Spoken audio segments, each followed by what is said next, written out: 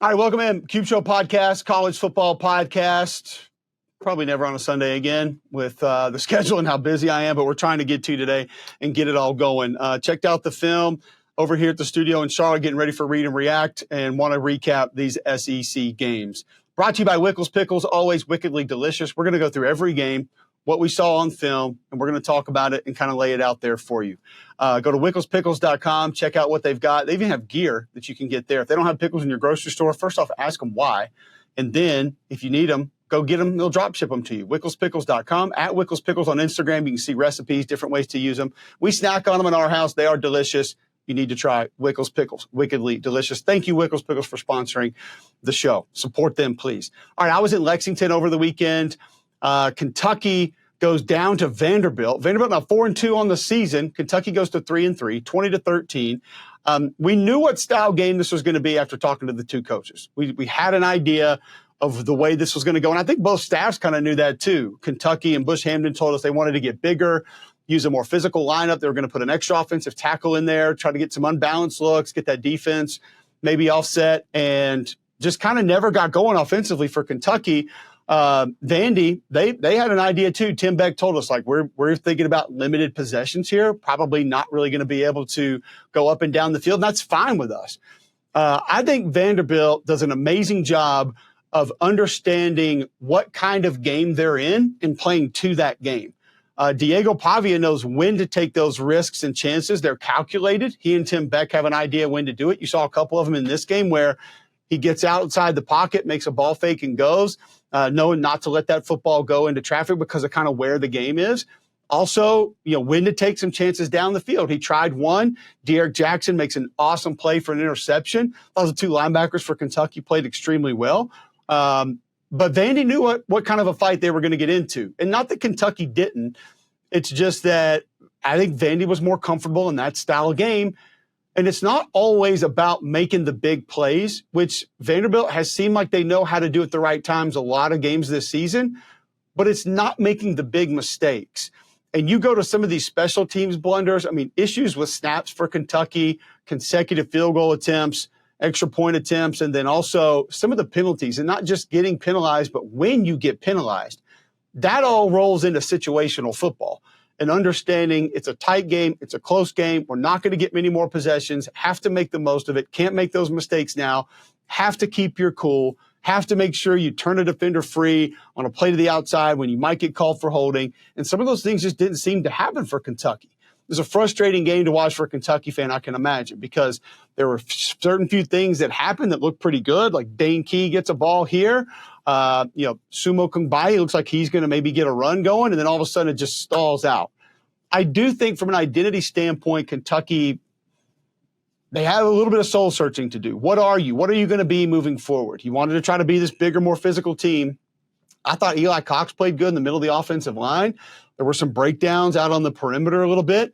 Also thought early in the season, this tight end group would be one that they can lean on in a lot of different ways. And it maybe hasn't been that. I'm not saying it's been a letdown, but Josh Caddis has been asked to pass protect a lot. He hadn't been great there. Thought maybe you could use a couple of those guys to separate, and hasn't really been great there. Dingle had one catch in this game, but the tight ends were almost a non-factor. And then to not being able to generate the explosive plays is something that's still it's kind of mind-boggling. I don't understand it, because you saw the big play against Ole Miss down the field. You've got Dane Key. You've got Barryon Brown. You got a group of receivers that can make those plays happen.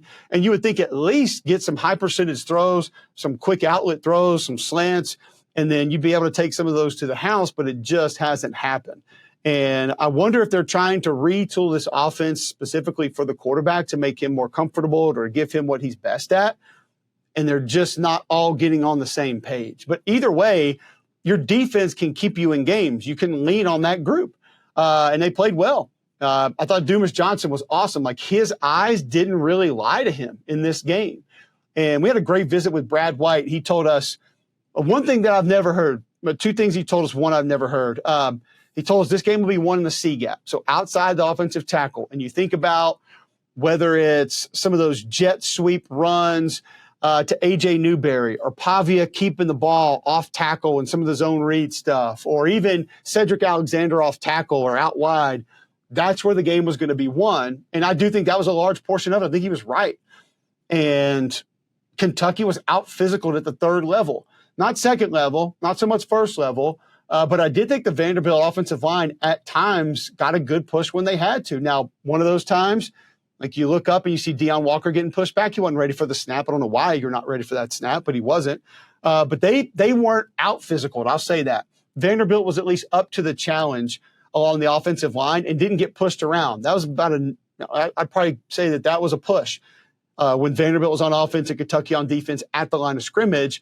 But the linebackers, De'Aaron Jackson, Dumas Johnson, were fantastic.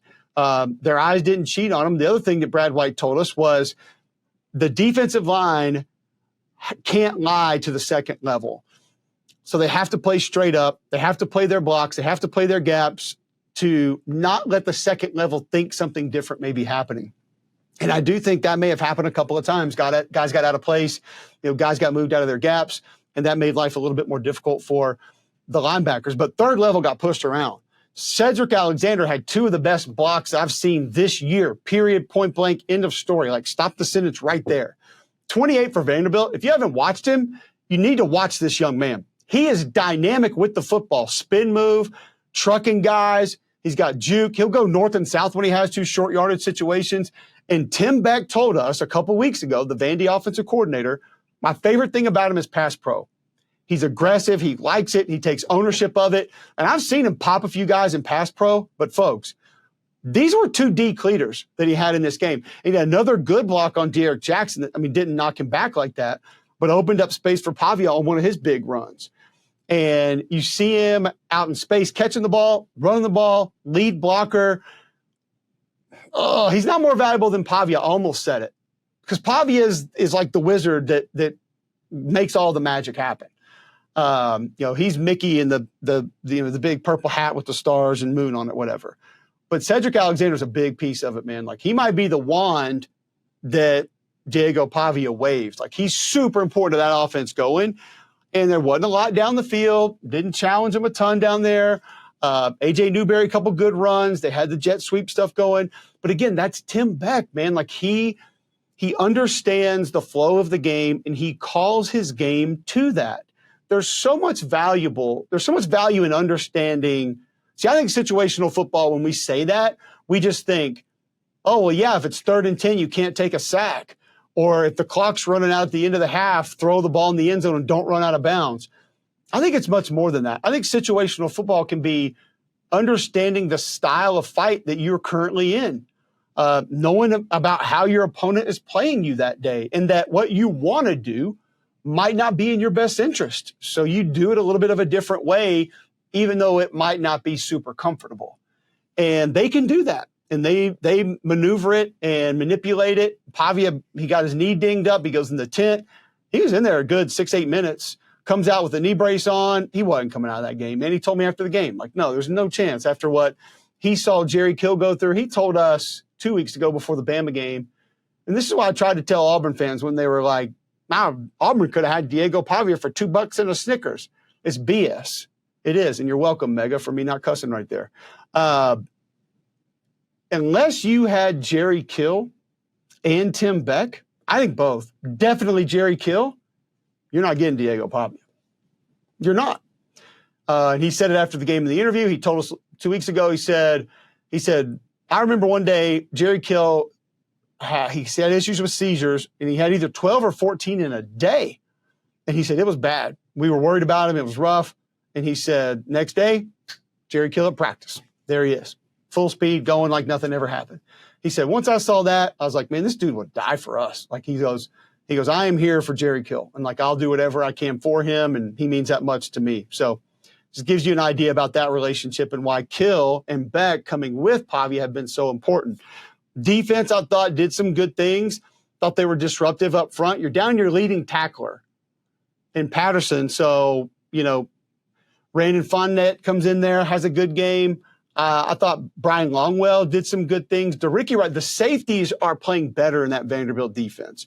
DeRicky Wright and C.J. Taylor 2 weeks ago, Clark Lee told us, my safeties have to play better. And I think they have the last 2 weeks. They've played really well. Nicholas Rinaldi had a nice pass rush, was able to get home. And it was a little bit of a workmanlike performance for Vandy, like nothing super highlight reel worthy. But that's kind of what they are, man. Like they're a bit of a lunch pail group, and that's how they're going to win games. Oh, and by the way, you go back to how they beat Alabama, time of possession, third down conversions.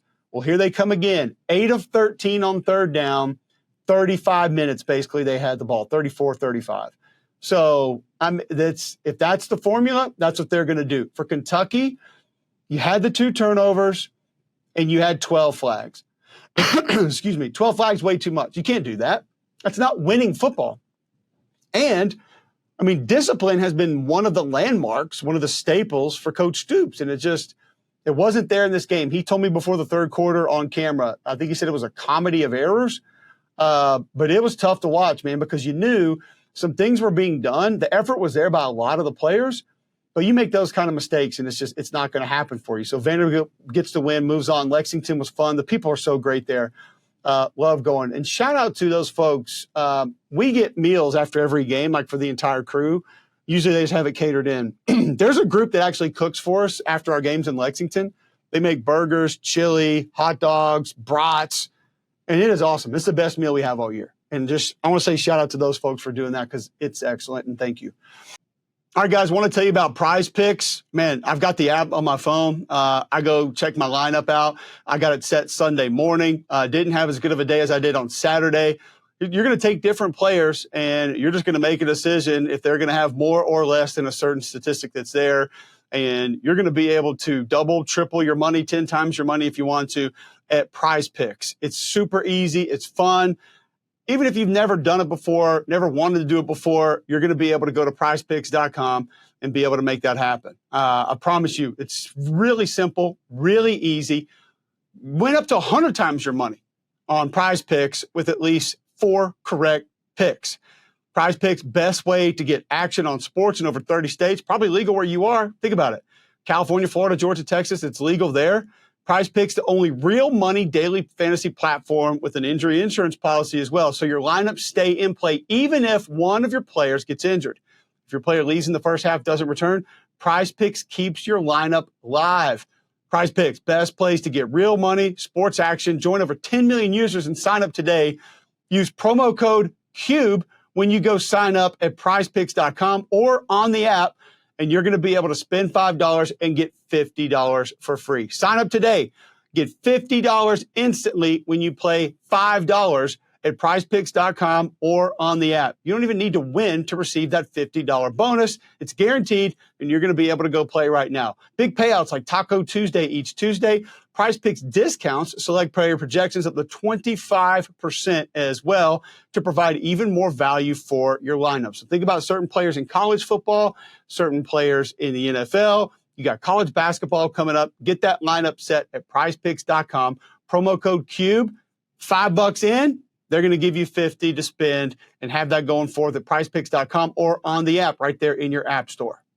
All right, Red River Rivalry. Texas gets the win over Oklahoma 34-3. This was dominant. And I'm going to give you guys a couple of things about a couple of games. See, here's what's interesting for me. So I call a game, and I'm not watching them, and I hear what people are saying to me via text, or I hear what people are saying around games. Like I listen to a couple of podcasts. My routine is Andy Staples and Ari Sunday morning when I get on the plane. And then usually when I'm walking on the treadmill, walking film, I'll listen to Cover 3. I'll listen to Pate. I listen to Saturday Down South sometimes if I have time. And those are kind of my go-tos on Sunday mornings and Sunday during the day. And I hear a lot of what the mindset is coming out of some of these games and what people are thinking. And this is going to be one of those games that had one of those things. So Texas offense comes out flat. Hell, I'll tell you this. We get in our Read and React production call around noon on Sunday, and the first things one of the guys, no, it's not Roman, one of the guys says about the game, they said, yeah, but Quinn Ewers completed like one pass over 5 yards. It's 34-3 in a rivalry game against a top 20 opponent. Who cares? So what? I don't care if he completed all of his passes backwards. or behind his back or through his legs or upside down. Like, I don't care. Quinn was 20 of 29, 199, touchdown and a pick. Sailed the pick early. Did he miss some throws early on? Yes. But I tell you what, I saw both on film. I saw it on film and I saw it live when I was watching it. Was his body language. Did not change. You did not see the sulking and the mad. He didn't come to the bench and he's sitting there like this. Oh, my God. You didn't get that from Quinn. He was kind of a little smirk coming off the field one time, and he was like just his normal self, which told me immediately, and one of the guys on our TV crew would tell you this. I said it to him. I said, this dude ain't worried about anything. He's going to be fine. And when I watched the film, I know why, because the throws were there. And he had to be thinking to himself, all right, a little off there, but like, we'll get the rust off. We'll get it going. We'll be fine. And they were. And I thought the Oklahoma defense was aggressive. I thought they played hard. I thought Stutzman played hard. I thought he was flying around. I thought Kip Lewis was flying around, doing some good things. You had a couple like Ethan Downs on the edge. Man, he played hard, but like he's not an every down defensive end. And he's crashing in there, like trying to take on some pullers and trying to set the edge. And he's built more of like a pass rush guy. Dejon Terry in the backfield some. Grayson Halton in the backfield some. Jaden Jackson every now and then. One, I think they got worn down because of offensively what Oklahoma is right now, and two, because of Sark's plan. And this is where the brilliance of Sark comes in, man. Like he got that team going left and right, east and west, quick extensions of the passing game. So you saw the running back little return motion and we'll hit it out to the back and like, oh, it's only 3 yards. You saw like a little pin and pull front side. It's an outside zone play early, and Stutzman makes the tackle for like a 3-yard loss. We talk about it on Read and React tonight. I show it to you. When that running back gets just to the left tackle or the left tackle spot where he started, Quintravian Wisner, there are 7, almost 8 crimson helmets front side of the play. So to the play side, basically on the play side of the back who has the ball. And I know right then and there, Sark had that iPad on the sideline. He's looking at it and he was like, got him. We got him. Just like Drewski said, got him. We got him. Because when he saw that flow, he knew we're going to be able to hit some other stuff. And that's when you started throwing some backside throws. Tight end had one. Gunnar Helm had a great game. He did some good things blocking out in space. Inline did some good things blocking. He's so valuable, man. Like 85 for Texas is super, super valuable. Caught a couple passes, leaped the guy, had a little run after catch into the end zone. Just did a lot of really nice things for this Texas offense. So you saw that. Then the screen game starts coming. It's like, okay, well now let's make them run, not even with play flow, but like let's make them chase. So he does that and gets them going a little bit further. Now they're a little worn down. And I promise you, I have not talked to anybody in the Texas facility. I don't know this for a fact, but I would be willing to bet this month's paycheck that Sark and Kyle Flood got on that iPad, saw the flow, got with the running backs, and they probably have something that they call it, whether it's zone cut or zone hit, whatever that is. And they said, they went over to Wisner and Jaden Blue and said, hey, these things are about to start hitting backside. Start looking for the cutbacks. And there's one outside zone that he literally takes 2 steps and just turns and goes north and south, and it's out the gate for a touchdown. So they found the flow that they wanted, and then they started to hit north and south. Quinn didn't have to do a lot of heavy lifting, man. I thought Jake Majors had a good game. I thought the tackles had a good game. And like I mentioned with the tight ends too, had an understanding with that flow, strain a little bit more. So when I say strain, stay on your blocks a little bit longer, even if you're not dominant on that block. So if you're not just running that dude into the ground or whatever, ride the block because that cutback's coming and you're either going to get in the way of somebody trying to retrack or you're going to prevent your guy from coming off and making the play. And that's when they started hitting him out of the backside just a little bit. But I did want to give some credit to the Oklahoma defense early on because I thought they played hard. And I thought they did some good things. It's just offensively right now for Oklahoma, they're in a tough spot. Michael Hawkins Jr. can make plays. He's athletic. He can make throws. He's got a big, strong arm. But he needs help. And I think Seth Luttrell's got to find ways to get him help. Now, a little bit of that creativity that we've talked about, it's coming. There's some more read plays and stuff. They're doing it a little bit more in between the 20s. It's better, but quick throws, high percentage throws, kind of like what we're talking about Texas was running, like out of the backfield, like get rid of the ball, either just some flatline option plays, whatever, to get the ball in other people's hands who might be able to assist in him moving the chains and gaining yards. That is going to have to happen more and more and more and more, because you don't have the guy to just take the top off, and you don't have the guy to just go win the one-on-ones. Because Bauer Sharp, sorry, not really that guy. Javonte Barnes, not really that guy yet. So until all that happens, there has to be a way to do some things closer to the line of scrimmage that maybe those guys have a better chance in space or one-on-one to be able to make some things happen. And like I said, the decompression of formations has to continue to happen. It's just piling everybody up near the football, I don't think is helping where this offense has got to go in order to consecutively be successful. So we'll see how much of that changes. I'm on Oklahoma. South Carolina travels out there this weekend, and I'll be on that call. I'm looking forward to it. Texas defense, did want to give a shout-out to some of this group. Anthony Hill Jr., here's what I love right now about the Texas defense. Versatility. So you got Anthony Hill Jr., who I told you 2 weeks ago, Sark said is sort of the heartbeat of the defense. He is a prick, according to Sark, in a great way. He's lining up on the edge rushing the passer. Colin Simmons is now coming over, lining up over the center, doing some different things. You've got Baron Sorrell inside, outside. Ethan Burke inside, outside. Burke uses that length. He'll set the edge. They'll play him down some if he needs to. You got guys moving around playing different spots. That plays with the brain of the center and the quarterback. Even though ultimately it doesn't really matter, you play the alignment, like you play the defense. But all of a sudden, if I see zero on the edge, I'm like, all right, well, who's the Mike backer then?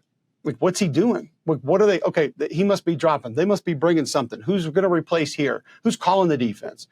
And I think when you can move those pieces around, Trey Moore off the ball, Trey Moore on the ball, that only gives you a little extra mental edge.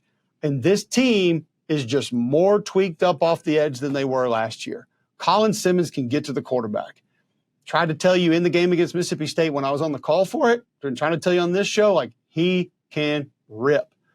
And then we know what Trey Moore can do. He's proven commodity in college football. He's got it. Baron Sorrell looks better and better off the edge, even though he's a little bit bigger, more muscular than he was a year ago. So I'm really starting to like this defense. Vernon Broughton inside. Alfred Collins inside. I mentioned Burke can come down a little bit.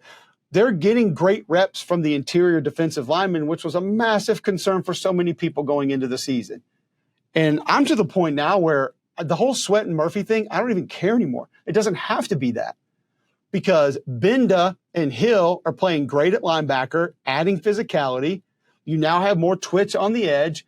And here's one more part. Texas was really good in man coverage in this game. And I didn't get tested a whole bunch, but like watching it back, you're like, oh, manning them up. Oh, manning them up. I know your counter right there is going to be, well, who are these receivers? Like isn't this like 7, 8, 9, 10? Okay, cool, fine. But they were step for step. They were in phase the majority of the game, and I'd feel pretty good about that.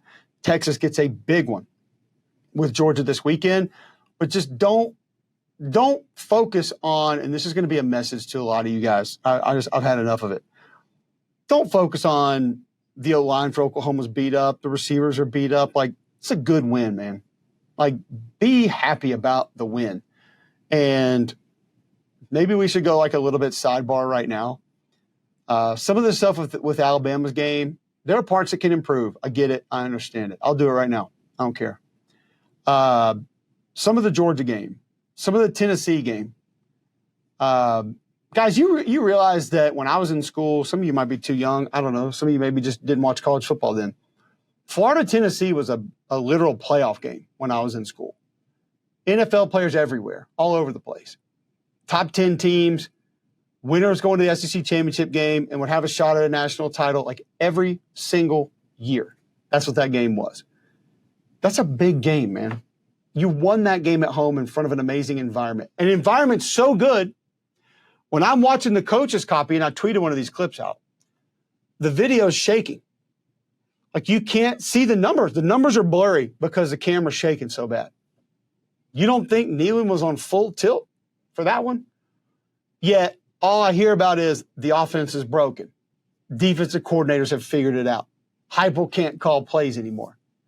You effing beat Florida, man, at home in front of a great crowd. Like, Alabama, you found a way to win the game. Do things on defense need to be cleaned up? Yes, of course. Offense, a little more identity? Yes, of course. Special teams get better? Yes, of course. But you won the game. I know you didn't beat Vanderbilt, but you're 5-1 in the playoff hunt, ranked in the top 10. Last time I checked, that's pretty sporty, man. Like, that's pretty good. Georgia, you put up 41 points against an SEC defense. Your quarterback threw for what, third most yardage in school history? I mean, I just, some of the stuff I don't know where to go. Like, when I played, you won the game, you were happy. Like, I remember, and I understand that a lot of this is different. We can't just live in the 90s or whatever. I was at Legion Field. My dad got tickets, and we went to see Louisiana Tech and Alabama. And Chris Donnelly returned an interception late in the game to kind of seal it for Alabama. It was like 13-7, 17-9, something in that range. Not comfortable win. And I remember my dad walking out of the stadium, and he's like, man, I thought that was a really good football team, but whew, I don't know. They win a national championship. So, I mean, I just enjoy the wins because they're hard to get, especially now with the portal and player movement. That's another part of player movement is, so here's another part of this. When we have crummy teams that or programs that are struggling or just not good, or a coach was bad and they lost for a bunch of years, and they get a new staff in, what do we always say? Say it. What do we always say? Same things. You guys know. Well, it's a new system. It's a new scheme. New verbiage. They got to figure this out. Oh, they don't know. They don't have the right guys to fit what they want to do. Now, I know Alabama's got 5 stars, 4 stars all over the place. Great. You know, Bud Elliott's, 5-star formula, whatever. I'm sure they're towards the top. I get it. But experience still means something. And experience in a system means something. Diego Pavia right now is the perfect example of this. He ain't the fastest. We were debating during a commercial break what he runs a 40 in. I bet I would have a hard time imagining it's under 4.9. I'm not sure it would be. Doesn't matter. You know why? Because he's a freaking bulldog. He's tough as hell, and he knows how to run it. He knows when to pull the ball out. He knows when to run, where to throw the ball. Like, sometimes it's more important. This is what Connor Wigman did 2 weeks ago, and I think I said it when we talked about their game. His misses were as good as his completions. Because when you find out as a quarterback where to miss, what do you avoid? Catastrophe plays, turnover for points, flipping the field, momentum swings, all of that. So there's a big difference between pass incomplete, 4th down on the loudspeaker, and an interception that goes back for a 30-yard return, and now they're immediately in scoring position. And the crowd's going wild, and you're pissed, and the offensive line's pissed, and your coach is yelling at you, and you got to go watch it on the iPad, and you're dreading that, and all you can do is think back to what you should have done on that play. Those are very different places to live. And so I was talking to Mark Stoops about it on the field before the game. He was like, man, the kid's tough. Man, he's just a good player. He was going on and on. And I said, the other thing, coaches, I said, I think, like, we forget how the benefit of playing in a system for 2, 3, 4 years. And he's like, shit, man, I've never thought about that. But, like, you're right. Like that, he goes, it's huge. It's absolutely huge. And there's just not a look at Jackson Dart, man. His offensive line ain't helping him much. We're going to talk about that. But it's just, it goes a long way. So, nice win by Texas. Sorry for the sidebar rant, but a couple of things I just wanted to get out there. Enjoy your wins, man. Like, they're good. Hey, don't forget about Blue Delta jeans, the most comfortable denim you'll ever wear. I've got them on right now. Love my Blue Deltas. BlueDeltaJeans.com, custom fit. You can do that digitally now as well for my friends at Blue Delta Jeans. Nick and the guys will take good care of you. Maybe a gift card, Christmas coming up. You can get that for the loved one in your life, not just for guys, women as well. They're going to make them for you. They got some cool new stuff as well. Hats, belts, shorts, jackets. Go to BlueDeltaJeans.com. Tell them you heard about them right here on Cube Show. I promise you, the most comfortable pair of jeans you'll ever own. Stretchy, flexible, breathable. So even in the warm months, you're not going to be bare down, sweating all over the place just because you're in your Blue Deltas. You'll love them. I do. BlueDeltaJeans.com. Mississippi State, Georgia. Some Georgia fans can't enjoy this win. I don't really know why. You got a young quarterback in Michael Van Buren. He's going to get better. He had 2 weeks to prepare. They put some new stuff in. Some of the motions that they ran with DBs closer to the line of scrimmage, that's an advantage throw. Take advantage of it. And they hit a couple of them. Now, Texas is going to do some of those things too, so be careful. Next week, learn from your mistake. Don't do it again. But they kind of got them there a little bit. Now, Mississippi State also ran the ball against Texas. Didn't really run the ball that much against Georgia. It wasn't really there. But also, we've talked about how much we like the backs and how much we like these receivers. Kevin Coleman can go. Great run after catch. Mario Craver has juice. Kelly Akari can hurt you down the field.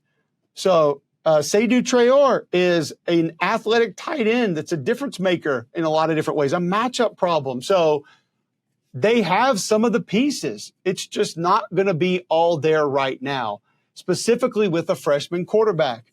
Do you want him throwing for 300 on your defense? No, I get it. Okay. But there's going to be some things that are out there that you haven't seen and you hadn't played against, specifically how they're going to throw it out there. Offensively for Georgia, well, let's stay to the defense real quick.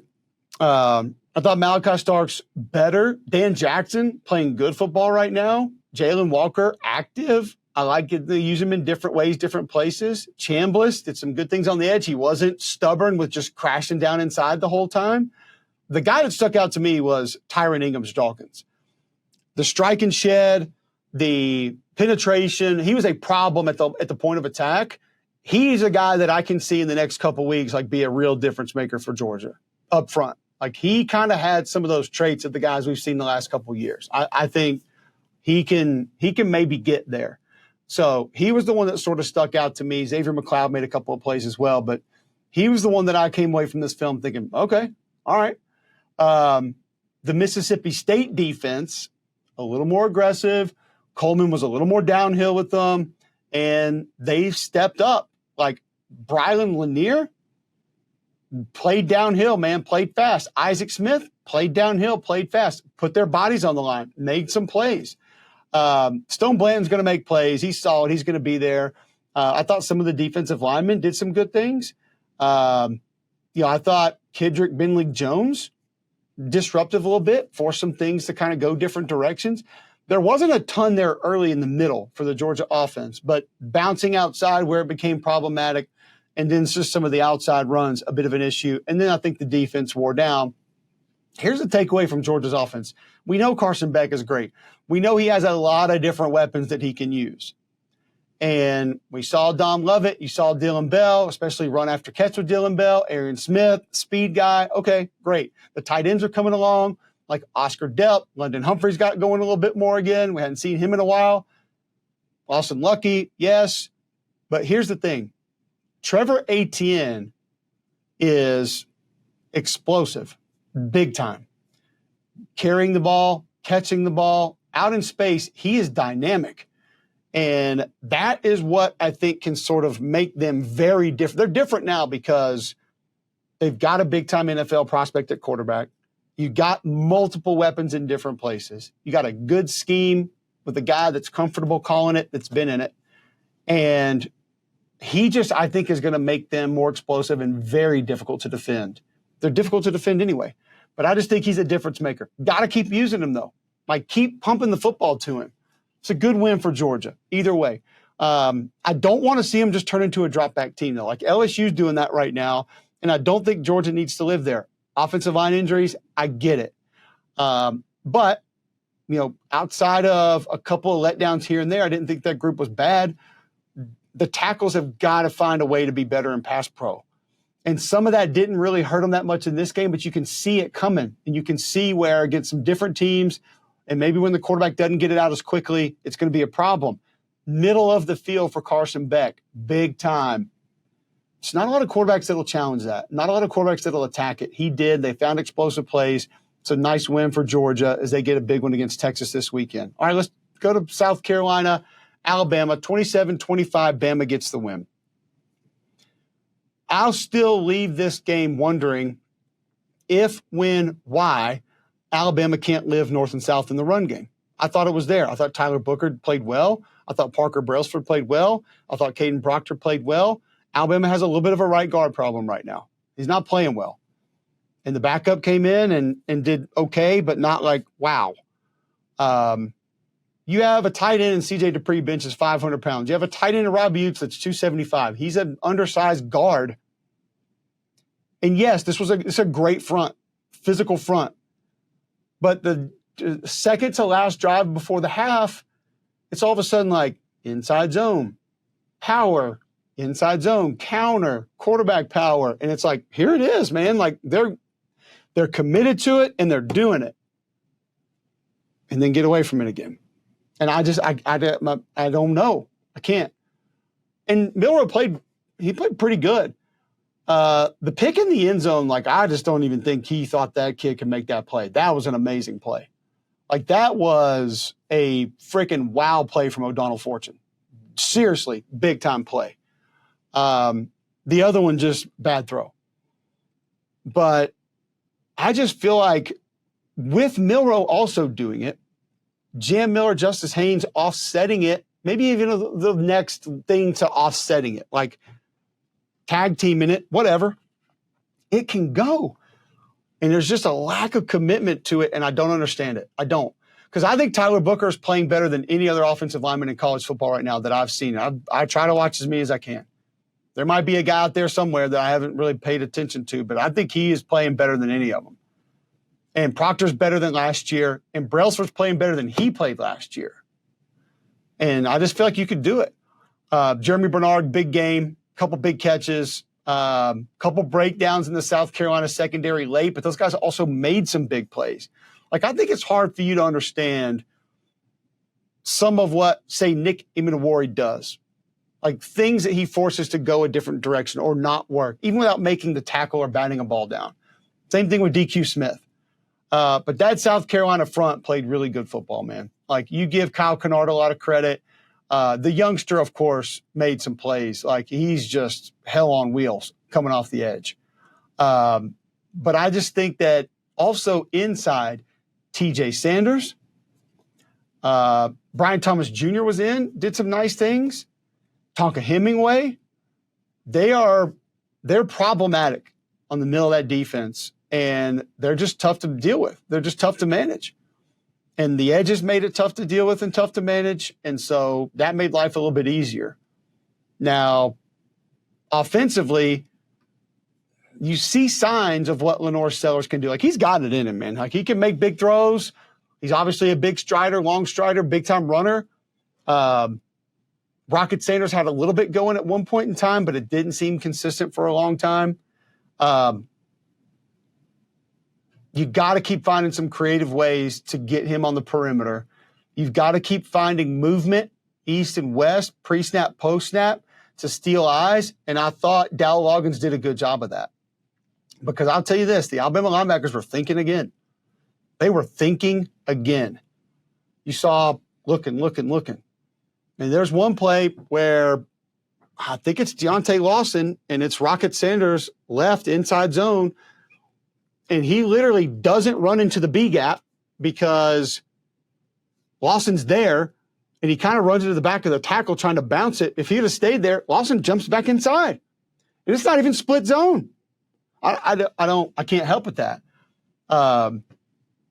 Jihad Campbell overrunning one of the jet sweeps, like to the blocker, and it's cut back up underneath him. And he had Malachi Moore outside.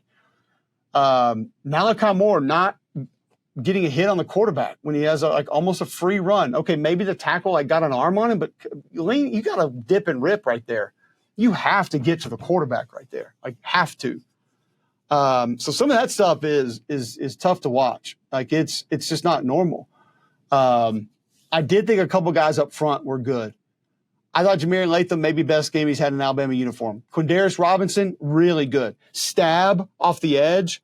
And keep in mind, too, he had that pressure on the two-point play where the ball sailed. He's right there in Lenore Seller's face. I don't know how much of that he made happen or caused, but he was there. He was right there. I tell you who else I think plays good football for this team. Well, I mean, I don't know about like assignment and leverage and all that technique, but like Devonta Smith will put his body on the line. He flies up against screens and like takes on blockers and gets in the mix and not afraid to tackle. I mean, there were a couple guys in the Alabama secondary that still come up, have a chance to help on a tackle, and they just kind of jump out of the way. Like you can tell they're protecting their lower extremities, and you're like, come on, man, like hit somebody, get in there. It's odd to watch, but it's real sometimes. Tim Smith, on, gone. But you'll take a couple of those good reps because they're really good. Really good. Did not think it was a great game for Quay Russo. I thought it was a little bit of a kind of like welcome to the SEC for him. He had to take on some big pullers, and you could tell it wasn't great. But he's going to be fine. It just in this game it wasn't. So back and forth late. Obviously, you turn it over, give him a couple chances, and then you get the interception after the onside kick. You found a way to win the game. It's ugly. I get it. You don't like it. Okay. It's not that the defense doesn't work. The defense is thinking at the second level, and I'm not sure they're communicating well at the third level. Those two things will go a long way. A long way. Also give Carolina credit. Good plan. Couple athletes that made some plays. Thankfully for Alabama fans, they turned it over 4 times. South Carolina, you can't turn it over 4 times and win. That can't happen. You're not that good of a team. You have some really good players. You're getting better as a team.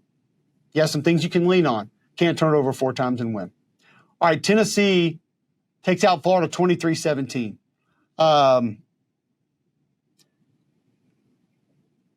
SEC defenses have not figured out Josh Heupel, okay? Let's start with that because I saw 3 balls down the field that one, if you wanted to argue interference, fine, you can do that. I'm not a penalty vulture, so I'm not going to do that. But I could see where you would make the case. Incomplete. 2 down the middle of the field, overthrown, incomplete. 1 deep dig route, deeper down the field, off the receiver's hands, incomplete. I see a mess with the running back, fumbled and given back. I see a throw into double, almost triple coverage, intercepted. I see multiple whiffs by offensive linemen for almost negative plays in the run game and pressures on quarterback, which has got to get cleaned up. So I understand there's some frustration about only putting up 312 yards. I got it. But if the system doesn't work and the scheme doesn't work anymore, how are you running for 143 yards? One of your backs goes for 112. Is it just an accident? Those guys who are open, are they open on accident? Deep out, open, pass caught, jump out of bounds. Another deep ball down the sideline, great catch, out of bounds. The system doesn't work? Like that's the play calling? Now, I understand that defenses are adjusting a little bit, and that's fine, and I'll give you that, and I'll give the Florida staff credit. They did some cool things. They did some good things. Number one, just like last year, Cam Jackson, dominant in the middle. Dominant in the middle. He's got this offensive line's number. And he made life hard. He made it difficult. Also thought 88, Caleb Banks, made life difficult. Did some good things. Jack Pyburn, where have you been? Hadn't seen a performance like that before. Made life difficult. Linebackers played really well for Florida, I thought. Shamar James thought did some good things knifing through, causing some problems. So it's not like Florida has nobody. They got some guys up front that can be a problem. Big 21's in there, like tough to move, can eat some space. All right. It's another thing that you got to deal with. And were there mistakes? Yes. Opportunities? Yes. But you won the game. From a Florida perspective, the red zone play calling was ugly. And I'd be pissed about that because you got Montrell Johnson, who is literally decleating safeties, like getting the back of their jersey grass stains on the numbers and running through people. And he should get every carry down there, all of them. And tight ends, like Boardingham had a pretty good game. You can use him down there. Like there are options of things to do. Jaden Ball's 235. Get him going down there. Mertz injured, ACL out for the year. Hate it for him. Lagway can move. Get him going. And you did see some examples of how the system works. But the basis of the system, the foundation of the system is running the football. Get Montrell going. Get Jaden Ball going. Don't get away from it down there. And then just like a couple misfits, a couple missed tackles from that Florida defense, I think is a big reason why Tennessee was able to get some movement and then go win the game. Here's what's happening.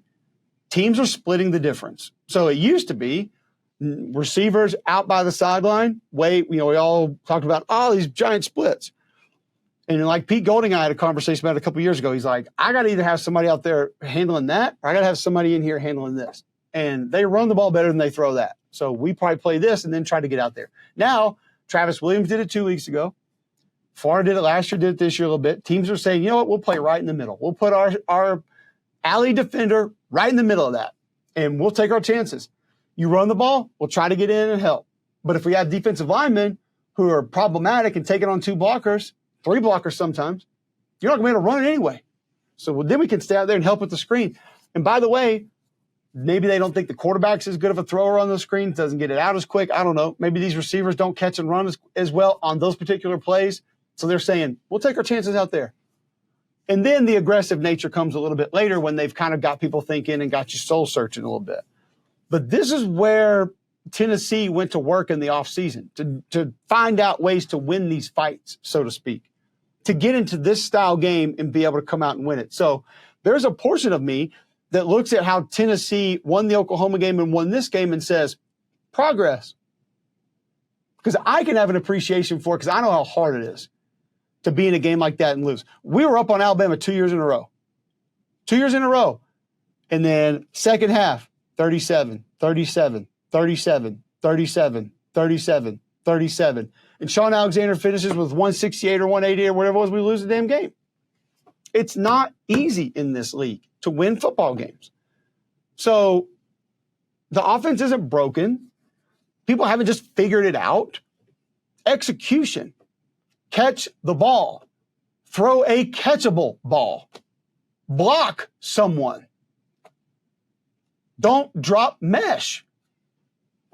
Those things are pretty easy, but 4-15 on third down ain't going to get it. 6 flags and 2 turnovers is not going to help. So a lot of things that can be cleaned up. It's got a big opportunity against Alabama this weekend. And for Florida, Graham Mertz is now out, so Lagway will get the run. We'll get to see what he's all about. We've already seen a lot of it. I think he throws a beautiful ball. I do think there's some pitter-patter in the pocket. I think his eyes come down at times. That's got to change. The run game should help because Montrell's going. Left side of the offensive line looked pretty good. Tight ends are helping in the run game a little bit more. But you hate to lose a leader like that. Same thing with Tennessee. Now, the Keenan Peely injury is big. I told you guys before the year, Cooper Mays, Keenan Peely, Dylan Sampson did not have other guys like him.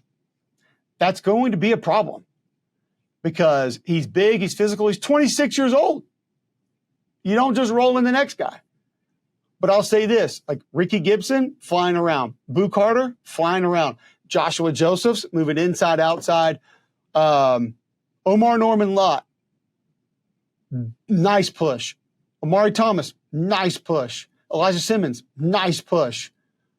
Those interior D linemen are going to be a problem for anybody. That battle against Bama is going to be fun to watch if Nick Sheridan and company let it happen. And I don't know. This might be the game where James Pierce kind of goes off. If they just try to play drop back the whole time, Pierce could have some fun in this game. And I like moving him inside and doing some different things and standing him up. It's great. Good. Keep doing that. But Florida, it's going to be tough losing Graham Mertz because he's a bit of the glue that holds a lot of that together. I want to tell you guys about the Better Business Bureau of Alabama, identified as the best resource for finding trustworthy businesses. BBB.org's large online directory enables consumers to easily find local, reliable businesses and adds peace of mind to your purchasing decisions. Read customer reviews, see photos, find contact information, and more on local businesses right there in Alabama or anywhere in the United States. Whether you're a consumer looking for a reputable organization or to do business with, or a business owner looking to build trust among your consumers, BBB is here to help you. Be sure to check it all out at bbb.org. That's the Better Business Bureau of Alabama. If you need to design a website, want more web traffic, maybe a digital billboard, they can help you. It's bbb.org for the Better Business Bureau of Central and South Alabama. Ole Miss goes to Baton Rouge and drops a game in which they held the lead until the last play of the game. That in and of itself is tough. You saw Jackson Dart after the game, man. This one crushed him. And I understand it. I get it. Because you're in control. You're good. You're doing what you're supposed to do up until one freaking play. But, and the comments on old videos have said this. You can check my Twitter, even though the majority of Ole Miss fans are muted. Sorry. You can, people have called into my show in Birmingham with McElroy. I've tried to tell you guys this offensive line is not playing well and not playing good football. This was the culmination of that. They're not playing well. Right tackle, smoked. Slide protection to the left. The tight end watches a blitzer run right by him. And that's why maybe some of you guys wonder why I hate slide protection so much is because it forces tunnel vision. You're not allowing guys to be football players. You're not allowing guys to play football. You got to let them play the game. And when you tell somebody, do this or do this, slide to the right, slide to the left, and that's your only option, that's your only responsibility, it's not going to end well because a blitzer's going to come right by him. Well, then the left tackle is getting a rip and yank, and he's on his face, pressure the quarterback. Running backs were demolished in pass protection in this game. Demolished in pass pro in this game. That part was ugly. Now, Bentley got going a little bit, but here's the thing. Almost all of Bentley's runs, and he had a 50-yard run, were either cutbacks, big cutbacks, or patient, kind of like wait, hide, and then pop out and go. So, like, those weren't even, like, nicely executed runs out of the, boom, out of the gut. Like, that didn't really happen. Dart's getting pummeled. LSU's defense did a great job of not letting his legs get explosives because he wasn't as good outside the pocket and he wasn't as good running the football. And he got hit a lot, way too much in this game. Passed for 284. Trey Harris, great, but dinged up. Caden Lee, really good. But once again, the tight end's kind of not going. And you're just like, where are they? And Garrett Nussmeier goes off. 337, 3 touchdowns. He did have the 2 picks. Now, listen, he's going to give you the I don't give a rip throws like 3 or 4 times a game. You just hope the other team doesn't catch him. He's just going to do it. It's just like he believes he can get it in there. And a lot of times he can't. I do worry a little bit, but their one dimension's really good because Kyron Lacey's an alien. Here comes Aaron Anderson, slot guy. We know Mason Taylor can work all parts of the field. Xavier Thomas is helping in the slot some. You don't even have one of your best options at receiver. And so, like, that option is really good. Pass pro, strong, and you just a little bit of downhill run game would be nice. I understand the back injuries and the numbers have been what they are, but you'd like to see a little bit of it. And here's where LSU's defense is different, in my opinion. They gave up some explosive plays, some big plays down the field. Like they did. That happened. Okay. Like, great. But I think a big portion of the problem in the past has been kind of sitting back on things. When a receiver would catch a ball or a back would get the ball and maybe get out in space, you can tell individually, like, it is attack mode. Attack the football. There's no more concern about getting juked or let's leverage this to the sideline or let's break down and make this. Like, Blake Baker has those guys like Ram Man from He-Man attacking the football, and it's working because they're athletic and they have speed. And like Whit Weeks is the perfect example of this. He's a good linebacker, but he's a better linebacker when he is in My hair is on fire. I am coming to try to ruin your life, linebacker. That's what he's better at. Greg Penn can run. Braden Swinson's awesome. Like off the edge, off the ball, wherever. Like he's such an athlete. He makes a big difference with what they do. And now you're getting some new guys that are starting to step up a little bit. Like 31 on that defensive line, making some plays. You got some guys up front that are kind of, okay, coming along a little bit. Like, all right, here we go. And if they can just get decent play inside, I think they have a chance to be pretty good because 35 is going to give you some pass rush. 4 is going to give you some pass rush. 99 kind of eating up some space in there. I think it was a twist gone wrong, but there was one play where they, like, the 2D tackles literally double team the Ole Miss center, and you're kind of like, man, that's rough. But back to the Ole Miss offensive line issues, the 2 guards leave him. One guard comes off for one backer, one guard comes off for the other backers, and the backers are at depth. Help your guy. You don't have to leave him. The Ole Miss offensive line is not good right now.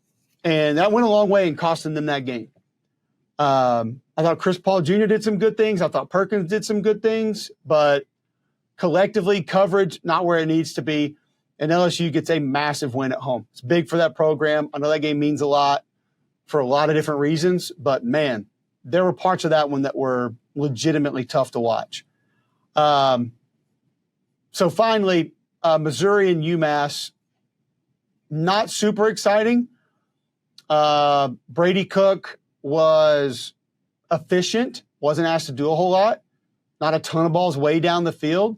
Luther Burden has a long run, lined him up in some different places. It was almost kind of like get him his touches, get him his yards, get him out of here. Didn't see Nate Noel, really. Marcus Carroll, pretty good with the stretch play. Got that going. Tight ends, I thought, were really nice in the run game. And I thought the defense was active.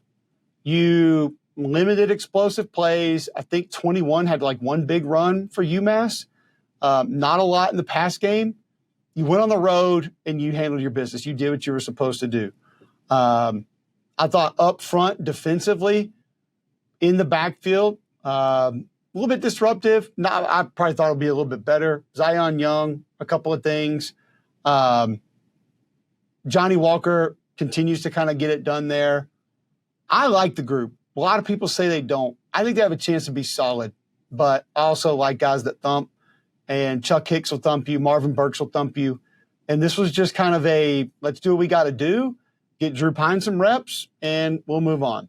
Now they get Auburn this weekend, which I think is interesting because, does Missouri build real momentum here? Can Auburn be different coming out of a bye? And Georgia's easy to get up for. This one, I don't know. I don't know how Auburn looks at this game coming up and tries to get excited for it. So just an awesome weekend of college football, man. Like, I'll just hammer this again. Enjoy your team's wins. Because there's a lot of programs out there whose team's not winning a whole lot. And there's a lot of them that are close and not winning, and that hurts even more. So appreciate you guys tuning in as always. Please subscribe to the YouTube, Apple Podcast, Spotify. Please help our sponsors out. I appreciate you. And I'm in Norman this weekend, South Carolina at Oklahoma. I'll get to Charlotte Saturday night really late. Maybe we'll get this out on Sunday next week. Possibly. I don't know. But we're not in Tuscaloosa. I know that.